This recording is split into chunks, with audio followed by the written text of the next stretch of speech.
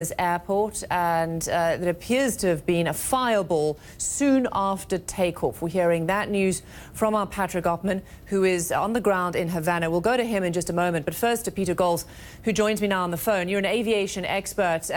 We're hearing this plane crash took off soon, broke up or fell out of the sky, exploded. It's unclear exactly what happened, but very soon after takeoff. What are your thoughts and your expertise at this moment?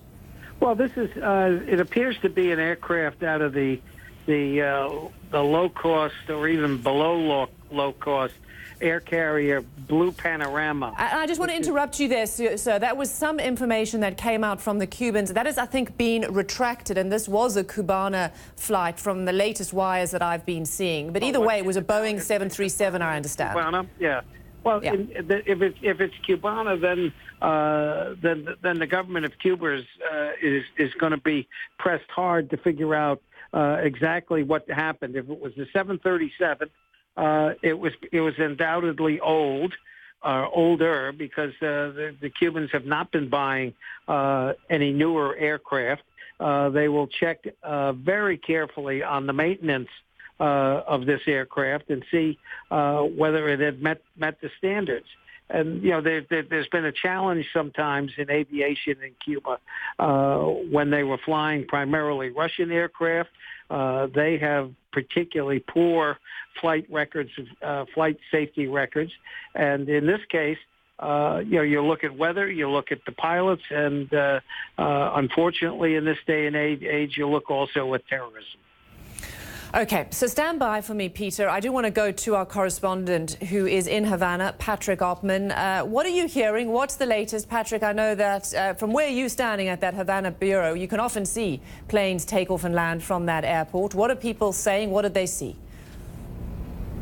Well, there's a lot of shock here, as you can imagine, and we've finally gotten some more information, Robin, from the government. So let's just go to that. This is coming from Granma, the official newspaper here of the Communist Party, and they say, I'm quoting, at 12:08 hours today, a little after noon, a Boeing 737-200 rented from Cubana de Aviación. This is Cuba's main airline here, with a foreign crew and 104 passengers on board, that was going from Havana to Holguin in eastern Cuba.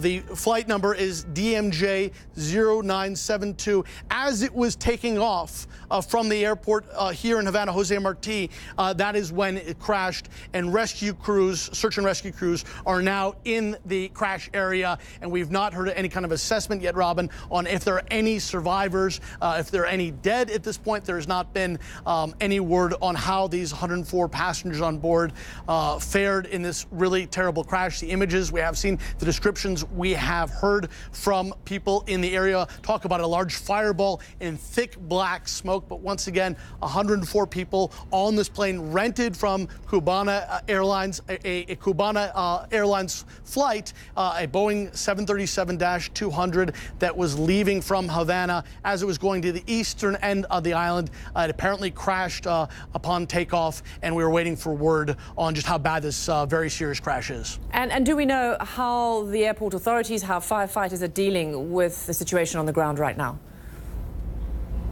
You know, they have firefighters at the airport. Cuban authorities have said for years that they are ready for this kind of incident.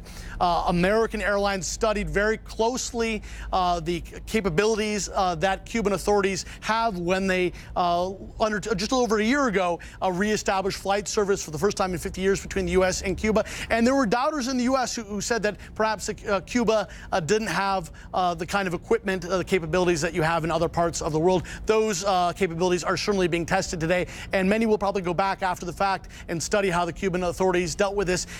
From the pictures, it's a very large plume of smoke. You hear passengers talk about seeing a fireball, and it's really a question of how much could firefighters do it all in this kind of situation. But we know that they are still in the area, and we're waiting to get some word back on fatalities involved. It seems quite a serious crash here, and but we just have to wait and hear from the Cuban officials who are being put to the test today. This is, in 6 years of living here, I've never seen a crash quite like this one, and it will be something that Cuban authorities will have to account for, exactly how this took place, Robin.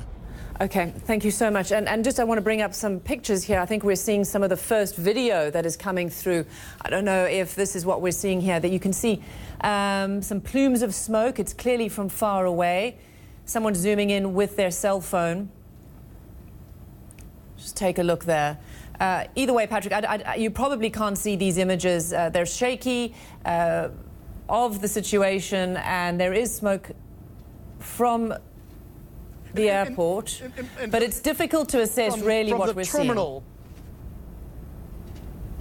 And the images that I've seen were taken from the terminal, so it gives you a sense of how close this happened to the airport and how frightening it must have been for the hundreds, if not thousands, of passengers in the 3 terminals that make up the Havana airport. So not just for the poor people who are aboard this plane, but for the people who are in the airport, a very frightening scene. And of course, what caused this crash, we still don't know if it was a technical problem.